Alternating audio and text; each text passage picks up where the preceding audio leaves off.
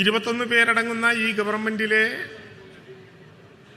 2/3 ഭാഗവും പുതുമുഖങ്ങളാണ് എന്നുള്ളത് കൊണ്ട് തന്നെ കേരളത്തിലെ ക്യാബിനറ്റിൽ അവതരിപ്പിക്കപ്പെടുന്ന വിഷയങ്ങളുടെ പ്രത്യേകതകളെക്കുറിച്ച് പല വിധത്തിലുള്ള സംശയങ്ങൾ ആദ്യ ക്യാബിനറ്റ് യോഗത്തിൽ പങ്കെടുക്കുമ്പോൾ ഉണ്ടായിരുന്നു. എങ്ങനെയായിരിക്കും ഫയൽ വരിക, അതിൻ്റെ ചർച്ചകൾ എങ്ങനെ ആരംഭിക്കും, ഏതു വിധത്തിൽ അതിൽ അഭിപ്രായം രേഖപ്പെടുത്തും. ബഹുമാനപ്പെട്ട മുഖ്യമന്ത്രി ശ്രീ പിണറായി വിജയൻ്റെ നേതൃത്വത്തിൽ രൂപീകരിക്കപ്പെട്ട രണ്ടാമത് ഗവൺമെൻറ്റിലെ ആദ്യ ക്യാബിനറ്റിൽ ഒരേ ഒരു അജണ്ട മാത്രമാണ് ചർച്ച ചെയ്തത്. ആ അജണ്ട അതിദാരിദ്ര്യത്തെ ഇല്ലാതാക്കണം എന്നായിരുന്നു. അതിദരിദ്രമോ ഈ കേരളത്തിൽ? ഗൂഗിളിലൂടെ കേരളത്തിൻ്റെ മാത്രമല്ല ലോകത്തിൻ്റെയാകെ ചരിത്രം പരിശോധിച്ചാൽ ദാരിദ്ര്യരേഖ ഇത്രയേറെ കുറഞ്ഞ ഒരു സംസ്ഥാനവും ഒരു രാജ്യവും ലോകത്തുണ്ടാകില്ല.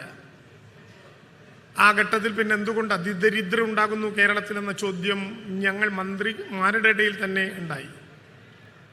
ആ ഒരേ ഒരു അജണ്ടയിൽ കേരളത്തിൻ്റെ ബഹുമാനപ്പെട്ട മുഖ്യമന്ത്രി പറഞ്ഞു, അപൂർവമെങ്കിലും നമുക്കിടയിൽ അതിദരിദ്രരായ കുടുംബങ്ങളുണ്ട് എന്ന് നാം കരുതേണ്ടതുണ്ട്. എങ്ങനെ അവരെ കണ്ടെത്തും?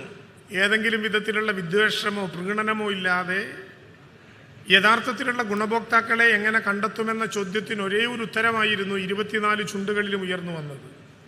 ആ ഉത്തരം അത് കണ്ടുപിടിക്കാൻ കേരളത്തിൽ ഏറ്റവും കൃത്യതയോടെ അവതരിപ്പിക്കാൻ കഴിയുന്ന ഒരേ ഒരു പ്രസ്ഥാനം അത് കുടുംബശ്രീയാണ് എന്നായിരുന്നു. 64,006 കുടുംബങ്ങളെ കുടുംബശ്രീ അക്കാര്യത്തിൽ കണ്ടെത്തുകയുണ്ടായി. ഈ വരുന്ന നവംബർ 1 കേരളപ്പിറവിയുടെ ഒരു സൂര്യൻ കൂതി ആകാശത്ത് ഉദിച്ചുയരുമ്പോൾ 64,006 കുടുംബങ്ങളെയും അതിദാരിദ്ര്യത്തിൽ നിന്ന് മോചിപ്പിക്കുന്ന ലോകത്തെ തന്നെ ഏറ്റവും ശ്രദ്ധേയമായ നാടായി ഈ കേരളം മാറുമ്പോൾ അതിലേറ്റവും വലിയ പങ്കുവഹിച്ച പ്രസ്ഥാനത്തിൻ്റെ പേര് ഒരു മടിയുമില്ലാതെ കേരളത്തിലെ ഗവൺമെൻറ്റിന് വേണ്ടി ഞാൻ പറയുന്നു, കുടുംബശ്രീ എന്നു തന്നെയാണ് എന്നുള്ള അഭിമാനകരമായ കാര്യം നമുക്ക് നമ്മുടെ മുമ്പിലുണ്ട്. അതായത് കേരളത്തിൻ്റെ വിവിധങ്ങളായ തലങ്ങളിൽ കുടുംബശ്രീ എന്ന പ്രസ്ഥാനത്തെ എങ്ങനെയാണ് ഉപകരിക്കപ്പെടേണ്ടത് എന്ന് കേരളം തെളിയിച്ചിരിക്കുന്നു. കേവലം ബാങ്കിൽ നിന്ന് പണം മേടിക്കാനും ആഴ്ചയിൽ ഒരിക്കൽ കൂടിയിരുന്നു കൊണ്ട് ആ പണം എങ്ങനെ വിനിയോഗിക്കണം എന്ന് ആലോചിക്കാനും വേണ്ടിയുള്ള ഒരു കൂട്ടുകച്ചവടമാണ് കുടുംബശ്രീ സംവിധാനം എന്ന് പറഞ്ഞവർക്ക് തെറ്റി എന്ന് വിളിച്ചു പറഞ്ഞുകൊണ്ട് ലക്ഷക്കണക്കിന് അയൽക്കൂട്ടങ്ങൾ ഒരുമിച്ച് നിന്നുകൊണ്ട് കേരളത്തിലെ ഒരു പുതുപിറവിക്ക് രൂപം കൊടുക്കുകയായിരുന്നു കുടുംബശ്രീ എന്ന മഹാപ്രസ്ഥാനം. ഇവിടെ കേരള വിഷനും കേബിൾ TV ഓപ്പറേറ്റേഴ്സ് അസോസിയേഷനും അതുപോലെ തന്നെ ഒരു വലിയ ചരിത്രമുള്ള പ്രസ്ഥാനമാണ്.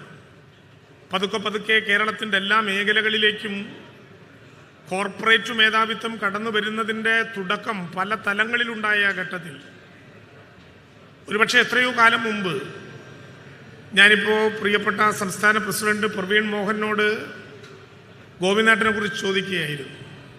കേബിൾ TV ഓപ്പറേറ്റേഴ്സ് അസോസിയേഷൻ്റെ ജനറൽ സെക്രട്ടറിയായി അദ്ദേഹം പ്രവർത്തിക്കുന്ന കാലത്ത് കേരളത്തിലെ